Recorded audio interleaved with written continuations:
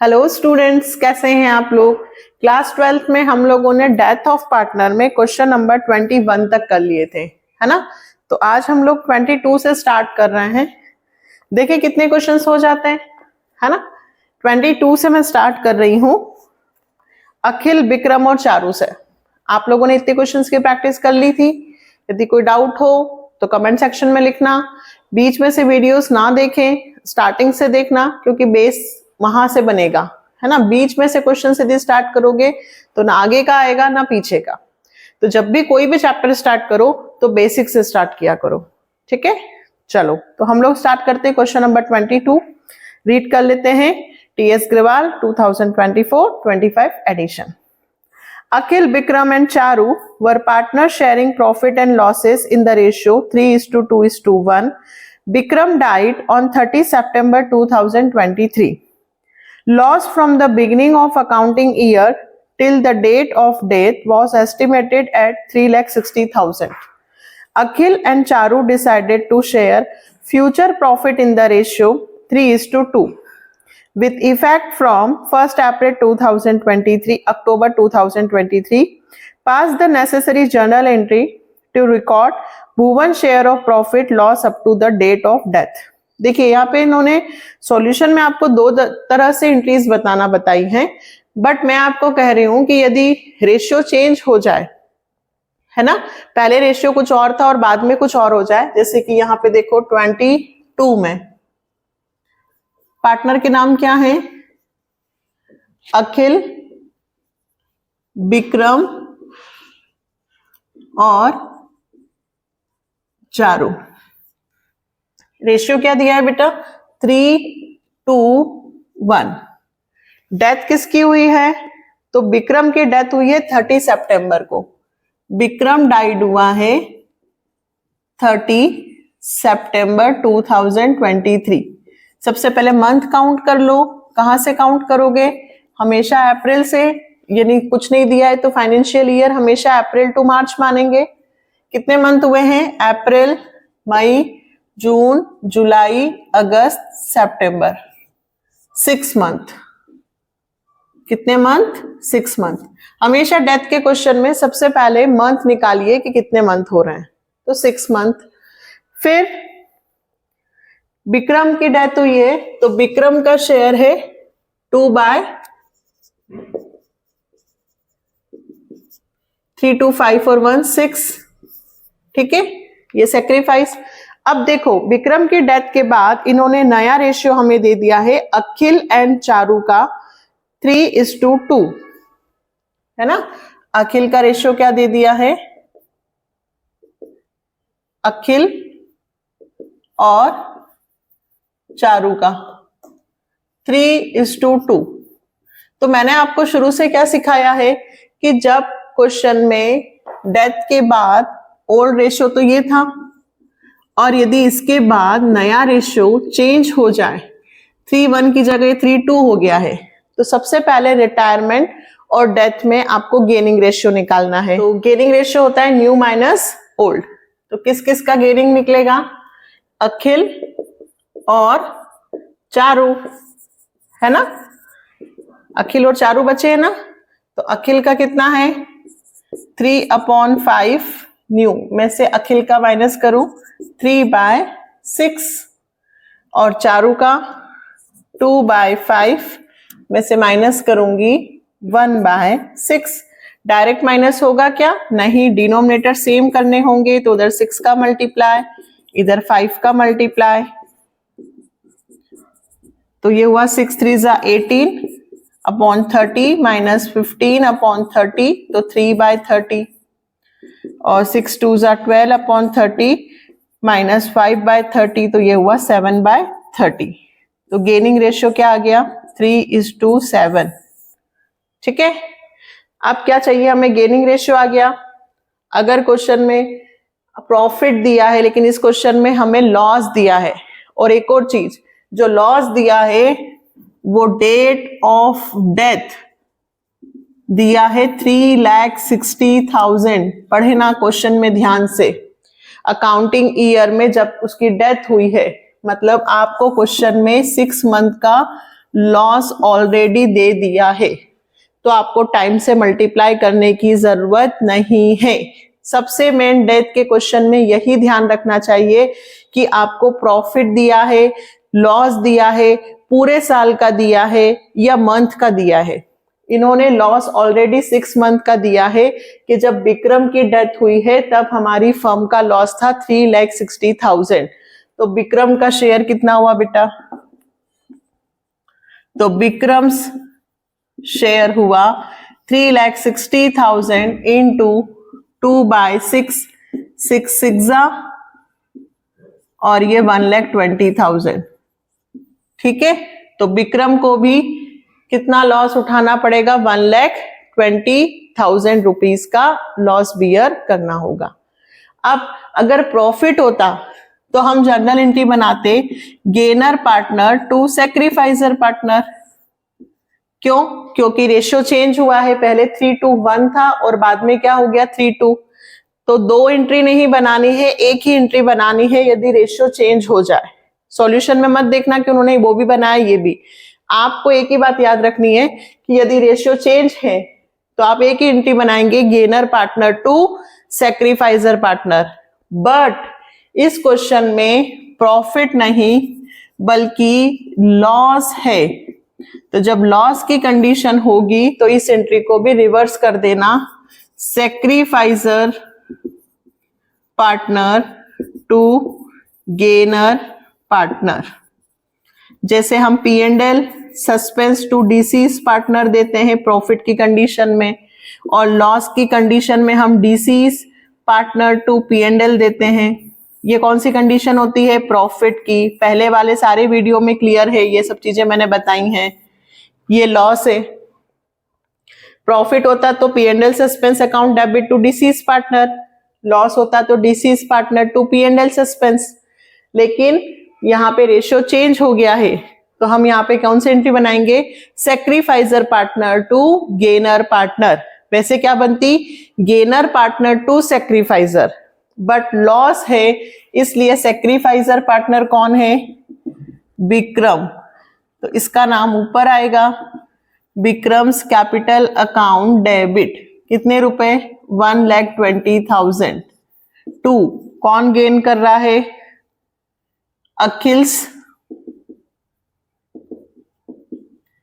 Capital account और to चारूस capital account. कितना? तो 1,20,000 इंटू क्या आया था हमारा गेनिंग रेशियो 3:7, तो 3/10, 12 3 36, 12 7 84। ठीक है, नरेशन तो लिख ही सकते हैं। क्या बनाई हमने? एडजस्टमेंट एंट्री मेड लिख सकते हैं, या लिख सकते हैं loss bear by deceased partner. Clear हुआ? 2 रेशियो थे तो गेनिंग रेशियो निकलेगा, और गेनिंग रेशियो निकलने के बाद जो उसका शेयर है वो गेनिंग रेशियो में बांट देंगे, है ना। लेकिन क्वेश्चन में प्रॉफिट नहीं बल्कि क्या था? लॉस, इसलिए जर्नल एंट्री रिवर्स की है।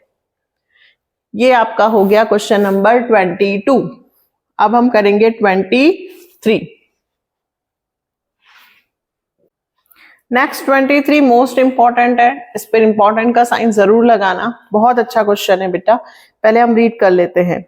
आभा, बीना और चंदा वर partners in a firm sharing profit and losses in the ratio of 5:3:2. Abha died on 1st July 2023. The partnership date provided that Abha's executor are entitled to her share of profit till the date of death calculated on the basis of sales for the immediate previous year. Sales for the year ended 31st March 2023 was 12 lakh and the profit for the same year was 3 lakh. Sales shows a growth trend of 20% and percentage of profit earning remain the same. Journalize the transaction along with working notes. देखो धीरे धीरे समझते हैं। पहले कितने partner हैं? आभा, बीना और चंदा। रेशियो क्या दिया है बेटा? 5:3:2। डेथ किसकी हुई है? आभा की। आभा की डेथ हो रही है 1 जुलाई। 1 जुलाई को डेथ हो गई है। तो अप्रैल, मई और जून, कितने महीने? 3 मंथ। आभा ने कितने महीने काम किया? 3 महीने। तो 3 महीने का आभा को प्रॉफिट मिलेगा। लेकिन इन्होंने क्वेश्चन में कहा है कि प्रॉफिट जो है वो लास्ट ईयर की सेल्स और लास्ट ईयर का प्रॉफिट दिया है। प्रॉफिट नहीं बोला है, लास्ट ईयर सेल्स दे दी कि लास्ट ईयर हमारी सेल्स हुई थी 12 लाख। लास्ट ईयर हमें प्रॉफिट हुआ था 3 लाख। ऐसा इन्होंने लास्ट ईयर कहा है कि लास्ट ईयर हमें 12 लाख का सेल्स की थी और 3 लाख का प्रॉफिट हुआ था। और अभी दिस ईयर इन्होंने कहा क्या कि जो सेल्स शोज है वो ग्रोथ ट्रेंड ऑफ 20%, 20% से सेल्स इंक्रीज हो रही है। 20% सेल्स इंक्रीज हो रही है। अब बेटा जी यहां पर इन्होंने जो ये दिया है profit till the date of calculate on the basis sales for the year ended 31 March. अब देखो पहले पिछले साल सेल्स 12 लाख थी और पिछले साल प्रॉफिट 3 लाख था। अगर मैं यहां से ये निकालना चाहूं कि प्रॉफिट का परसेंटेज सेल्स पर कितना है, पिछले साल हमने कितना परसेंट प्रॉफिट अर्न किया, तो क्या फॉर्मूला बताया था मैंने? Profit into 100 upon sales. तो प्रॉफिट है 3 लाख अपॉन सेल्स है 12 लाख इंटू 100। 3 0 2 0 3 4 4 से कैंसिल हुआ, मतलब 25%। मतलब लास्ट ईयर हमें 25% प्रॉफिट हुआ है। किस पर? सेल्स पर। कभी भी आपको सेल्स और प्रॉफिट दिया हो या सेल्स या लॉस दिया हो तो सबसे पहले आप उसका परसेंटेज निकाल लेना। जिसका निकालना है वो ऊपर और सेल्स नीचे। अब दिस ईयर ठीक है सेल्स 20% से इंक्रीज हो गई। तो सेल्स पहले कितनी थी? 12 लाख प्लस 20% इंक्रीज कर दो तो 12 लाख और 20%, 12 टू 12 टू 24, 2,40,000। तो अभी की सेल्स हो गई 14,40,000। इन्होंने कहा कि जो सेल्स है profit for the same year sales shows a growth trend of 20%। Sales 20% से इंक्रीज हो गई और प्रॉफिट का परसेंटेज सेम ही है। प्रॉफिट परसेंटेज ऑन सेल्स ये सेम ही है 25%। मतलब 14,40,000 का 25% हमें प्रॉफिट होगा इस साल। 14,40,000 इंटू 25%, 3,60,000। ठीक है, ये इस साल का शोज कर रहा है कि पिछले साल यदि 12 लाख की थी तो इस बार हमें 20% से हमारी सेल इंक्रीज हो जाएगी और हमें प्रॉफिट यदि 25% होगा तो हमें इस साल प्रॉफिट होगा 3,60,000 रुपए। अब अभी किसी की डेथ हो गई, आभा की, तो आभा को हम इसमें शेयर देंगे, है ना। तो अब आभास का शेयर निकालें। आभास शेयर ऑफ प्रॉफिट जिसकी डेथ हुई है तो 3,60,000। अब ये तो पूरे साल का बता रहा है, हमें कितने महीने का चाहिए? सिर्फ 3 मंथ का। और आभा का शेयर कितना है वो भी बताओ? 5 3 2 8 10, 5/10 और 3/12। तो 0 से 0, 3 1 जा, 3 4 जा, 4 9 जा, 9 5 जा 45। आभा को 45,000 रुपए दे दिए जाएंगे। बिल्कुल सही आंसर आ गया है। अब देखो रेशियो चेंज हो रहा है क्या? नहीं, एक ही रेशियो है। जब एक ही रेशियो होता है तो हम सिर्फ एक ही जर्नल एंट्री पास करते हैं, P&L suspense account debit to Abhas capital account 45,000। यदि रेशियो चेंज होता तो हम क्या बनाते, गेनर पार्टनर टू सेक्रीफाइजर। यदि दो रेशियो दिए होते तो हम बनाते gainer partner to sacrificer, but एक ही रेशियो दिया है तो एक ही जनरल एंट्री बनेगी, profit credited to deceased partner. क्या नरेशन लिखेंगे, profit credited to deceased partner. ये बात समझ में आई। पिछले साल की सेल्स और पिछले साल का प्रॉफिट दिया था, इसका परसेंटेज निकाला, यानी कि परसेंटेज 25% प्रॉफिट हो रहा है। उन्होंने कहा अभी भी हम प्रॉफिट तो 25% ही मानेंगे, बट सेल्स हमारी जो पिछले साल थी उससे हमारी 20% सेल्स और बढ़ जाएगी। तो हमने 12 लाख का 20% और निकाल के हमने ये माना है कि हमारी सेल्स 14,40,000 होगी, जिसपे 25% प्रॉफिट इतना होगा।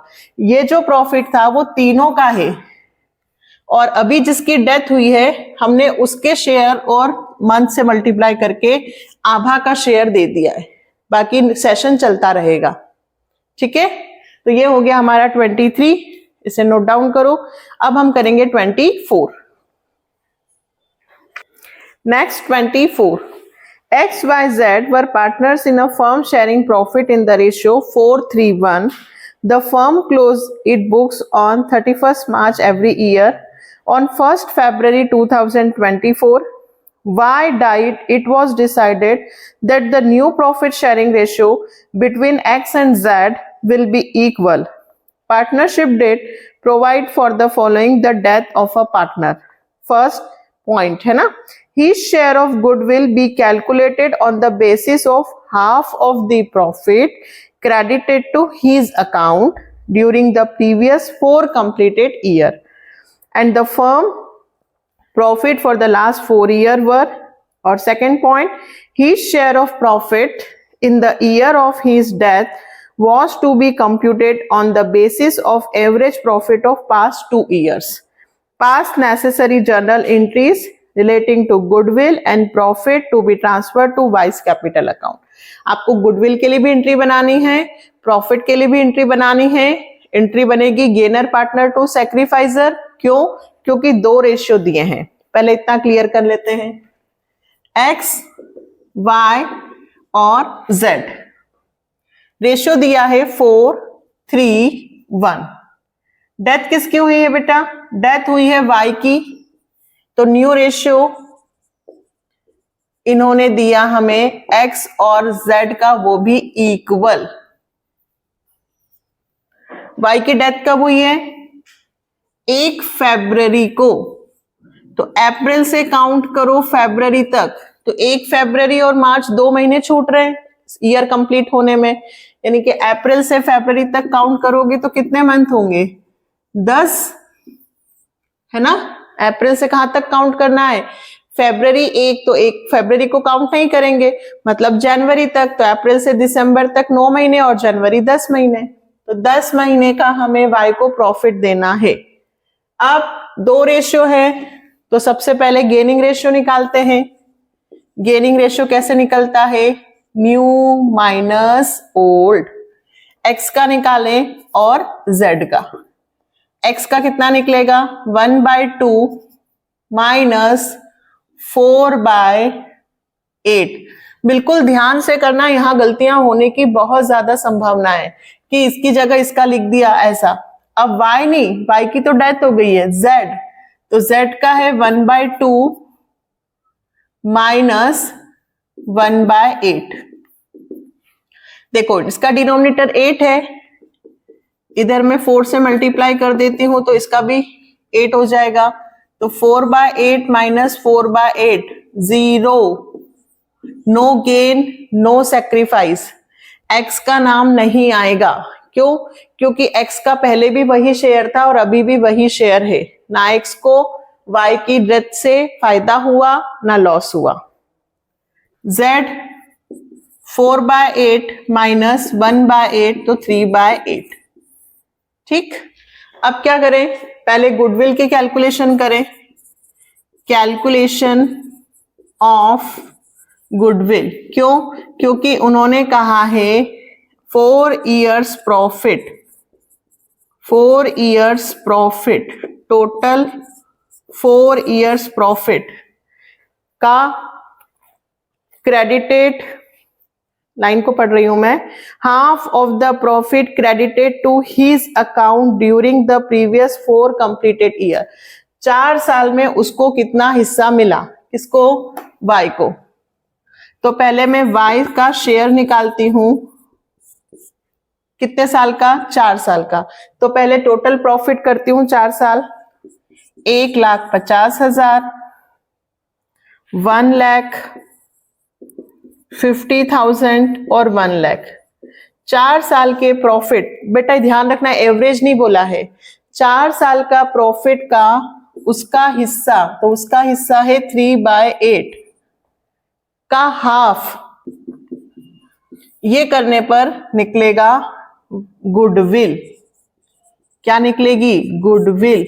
वाई की गुडविल नहीं, goodwill of the firm. Total क्या बोला है, फिर से देखें, टोटल कहां से, यहां से स्टार्ट करते, देखो, he share of goodwill, he share, तो वाई की गुडविल निकलेगी, फर्म की नहीं निकलेगी, ठीक है, डायरेक्ट किसकी निकलेगी, Y share of goodwill. He share बोला है, देखो, ही शेयर ऑफ गुडविल है ना, तो उसके हिस्से की गुडविल कैसे निकलेगी, on the basis of half of the profit credited to his account during the previous 4 completed year।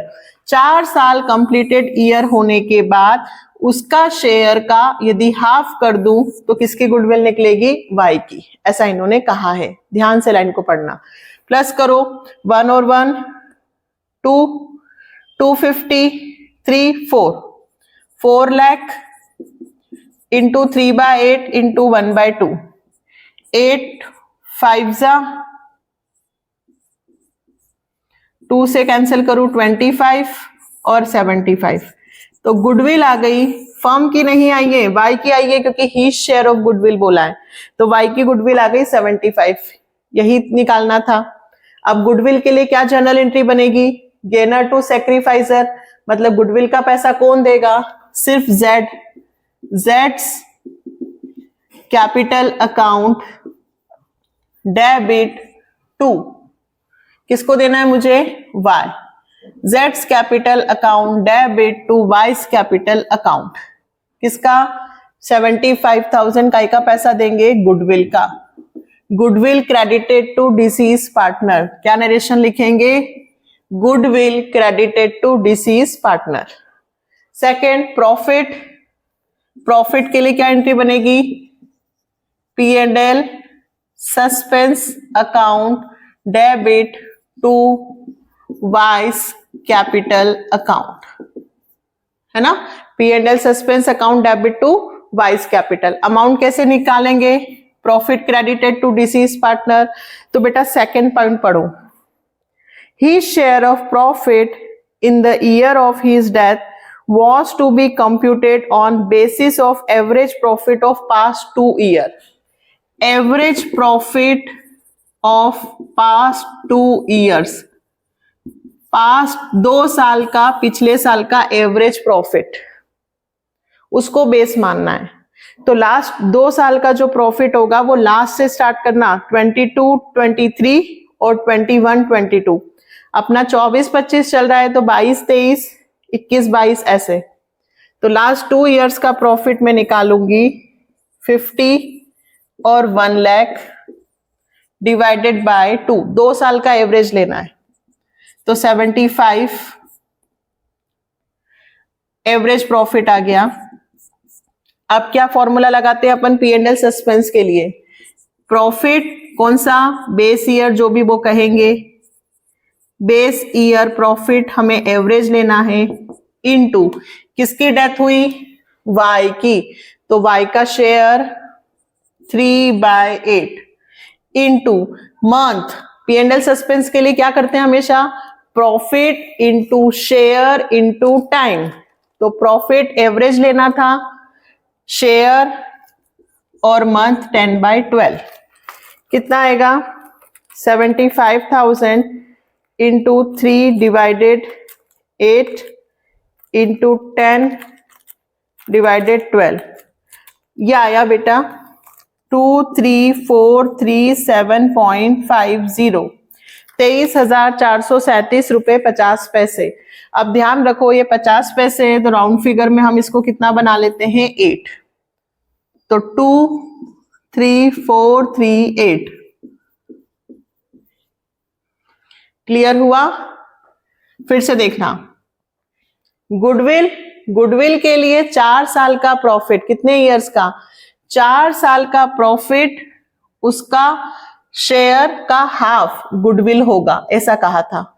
और प्रॉफिट के लिए एवरेज प्रॉफिट लास्ट 2 इयर्स का लेना था, तो लास्ट 2 इयर्स का एवरेज प्रॉफिट, इसके बाद शेयर और टाइम से मल्टीप्लाई तो करना ही पड़ेगा, है ना? और करने हैं अभी क्वेश्चंस, है ना? अभी जाना नहीं है, एक और करेंगे। तो average profit into share into time, तो ये आया अपना P&L suspense to Y's capital. क्या लिखेंगे इसमें? Profit credited to deceased partner. ठीक है, चले तो नेक्स्ट क्वेश्चन और स्टार्ट करें। अब नेक्स्ट क्वेश्चन से हमारे एग्जीक्यूटर जिसकी डेथ हुई है उसका अकाउंट बनाना है, तो ये भी मैंने आपको बेसिक तो सिखा रखा है, और अभी अपन देख लेते हैं, इसको नोट डाउन करो, हम 25th कर लेते हैं। देखो बेटा, अब यहां से जो क्वेश्चंस हो रहे हैं अपने 25th से, इसमें हमें जैसे कि हमने रिटायरमेंट किया, एडमिशन किया, हमें सबके पार्टनर्स कैपिटल अकाउंट बनाते थे जितने partners.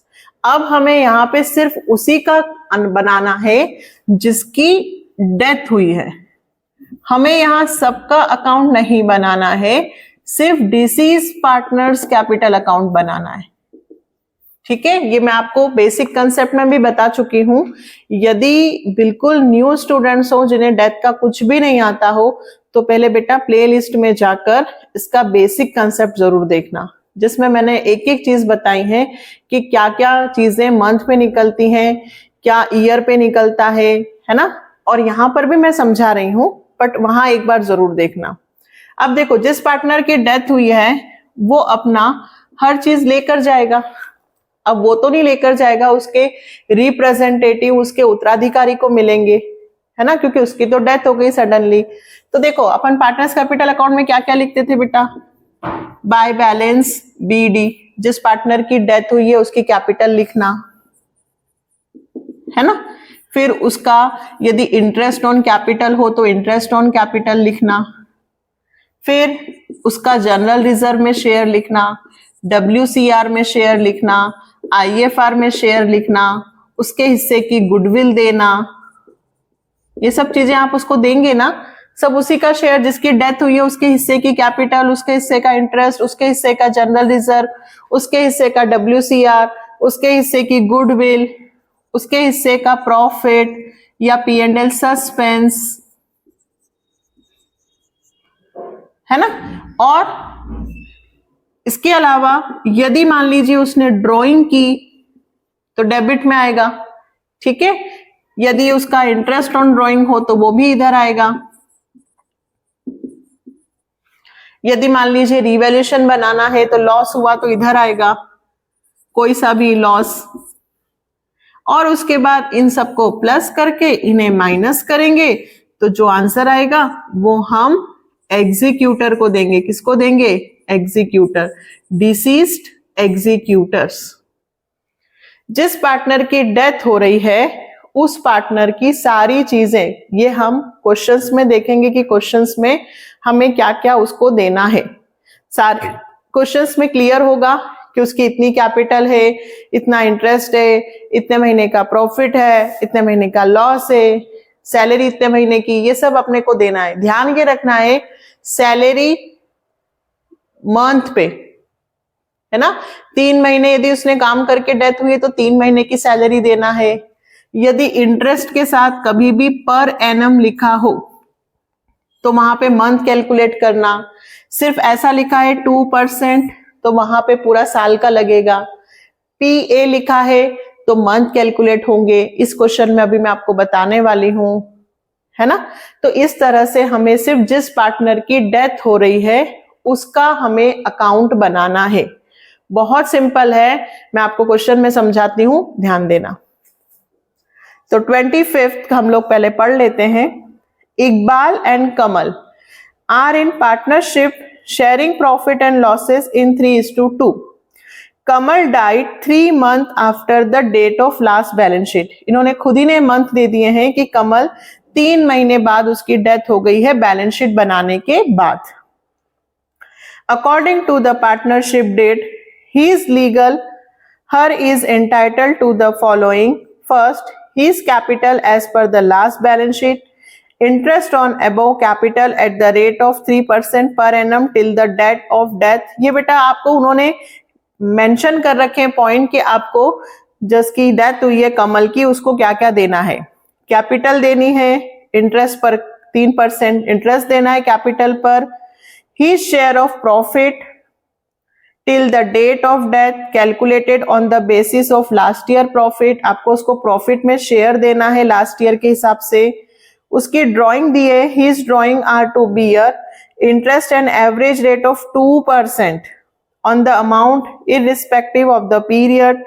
The net profit for the last 3 years after charging insurance premium were 20,000, 25,000 and 30,000 respectively। Kamal's capital as per balance sheet was 40,000 and his drawing till the date of death were 5,000। Draw Kamal's capital account to be rendered to his representative।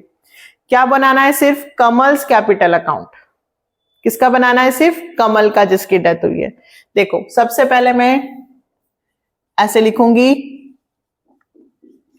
Kamal's capital account, ठीक है। अच्छा, firm का नाम तो नहीं दिया है, लिखना चाहे तो ऐसे लिख सकते हैं in the books of the firm. यदि फर्म का नेम दिया हो तो फर्म का नेम भी लिख देना। पर्टिकुलर अमाउंट, ये डेबिट साइड होगी, पर्टिकुलर अमाउंट ये क्रेडिट साइड होगी। सबसे पहले पार्टनर्स कैपिटल अकाउंट में अपन क्या लिखते थे? कैपिटल। तो सबसे पहले अपन कैपिटल लिखेंगे बाय बैलेंस बीडी। कितना है कैपिटल? तो देखो सबसे लास्ट में दिया है कमल कैपिटल है 40,000। फिर कमल की कैपिटल पे उसको क्या मिलेगा? Interest on capital account. अब बेटा फर्स्ट पॉइंट पढ़ो, फर्स्ट नहीं, फर्स्ट तो दे दिया capital. Second, interest on above capital 3% per annum. तो 40,000 का 3% और पर एनम PA लिखा है। तो देखो 3 महीने उसने काम किया है ना, तो उसको इंटरेस्ट कितने महीने का मिलेगा? सिर्फ 3 महीने का, 3/12। ये बात ध्यान रखना, अगर PA लिखा है पर एनम तो मंथ काउंट करके लिखना। कितना आएगा? 3 1 जा 3 4 जा 4 1 जा, कितना आया? 300। ठीक है, 40,000 का 3%, पहले 2 0 कैंसिल कर दिए थे, और 3 4 जा 300। थर्ड पॉइंट पढ़ें, ही शेयर ऑफ प्रॉफिट, उसके हिस्से का प्रॉफिट। प्रॉफिट के लिए हम क्या वर्ड यूज करते हैं? Profit and loss suspense account. ये भी पता है ना सस्पेंस क्यों लिखते हैं? क्योंकि हमारे पास अभी का एक्चुअल प्रॉफिट नहीं है, हम लास्ट ईयर का बेस मानकर प्रॉफिट पर कैलकुलेट करते हैं। तो लास्ट ईयर का प्रॉफिट। अब देखो फिर से पढ़ना C point, his share of profit till the date of death calculate on the basis of last year profit. सिर्फ लास्ट ईयर बोला है, अगर ऐसा बोला होता है लास्ट 2 ईयर तो 2 साल का लेते, last average profit of 3 years तो 3 साल का एवरेज लेते। अभी सिर्फ बोला है लास्ट ईयर प्रॉफिट, तो लास्ट ईयर का प्रॉफिट देखो कितना है, सबसे लास्ट 20 25 और 30, तो लास्ट ईयर का प्रॉफिट मानेंगे हम 30,000। यहां क्या निकाल रही हूं मैं? P&L सस्पेंस का अमाउंट। तो 30,000 डेथ किसकी हुई? कमल की, तो कमल का शेयर इंटू मंथ। पता है ना कैसे निकालते हैं? Base year profit share time. कितना आया? 5 6 फिर उसके बाद 6 1 6 2 फिर 2 5 कितना हुआ भाई? 3 2 6 6 5 30 और 2 0। 3,000 रुपए P&L सस्पेंस का अमाउंट आ गया। आगे बढ़ते हैं। ही इज ड्रॉइंग, उसकी ड्राइंग दे रखी है 5,000 रुपए। देखो ड्राइंग कहाँ आती है? इस साइड। इतने पैसे उसने निकाले थे, तो जब हम उसको पेमेंट करेंगे तो उसका ड्राइंग का पैसा कट कर लेंगे। और उसने जितनी ड्राइंग की है, फिर से ध्यान से देखना बेटा, उसने कहा है his drawing are to bear interest at an average rate of 2%। सिर्फ परसेंट बोला है, तो 2 इंटरेस्ट ऑन ड्रॉइंग सिर्फ 2% बोला है, तो 5,000 का सिर्फ 2% निकालना। यहां पर एनम नहीं दिया है, तो मंथ से कैलकुलेट नहीं होगा। वो जितने महीने था उसने 3 महीने की ड्राइंग की है, तो ये 3 महीने का उसका इंटरेस्ट ऑलरेडी निकल गया। और बस क्वेश्चन में इतना ही था। इसको प्लस करो, 43,300 43,300 में से 5,100 माइनस हो गए, तो 38,200 38,200 रुपीज आए। ये कमल को मिलेंगे क्या? नहीं, ये पैसे मिलेंगे टू कमल्स एग्जीक्यूटर अकाउंट। ये कमल को मिलेंगे बेटा, कमल के एग्जीक्यूटर को मिलेंगे, जो कमल का रिप्रेजेंटेटिव है उसको। सिर्फ आपको इसमें कमल का कैपिटल अकाउंट बनाना था। ये बेसिक स्टार्ट हुआ है। अभी मैं बहुत सारे आपको क्वेश्चंस करवाने वाली हूं, जिससे आपको और समझ में आएगा। इन्होंने पूछा था, आंसर में दिया है बैलेंस ड्यू टू कमल, है ना? कमल का इतना पैसा बाकी है 38,200, जो उसके रिप्रेजेंटेटिव को मिलेगा। रिप्रेजेंटेटिव बोले या फिर एग्जीक्यूटर बोले, बात एक ही है। तो आया समझ में? डिसीज पार्टनर का अकाउंट बनाना, सिर्फ डिसीज पार्टनर की कैपिटल, डिसीज पार्टनर की सैलरी, गुडविल, इंटरेस्ट जो भी दिया हो सब बाय में लिखना।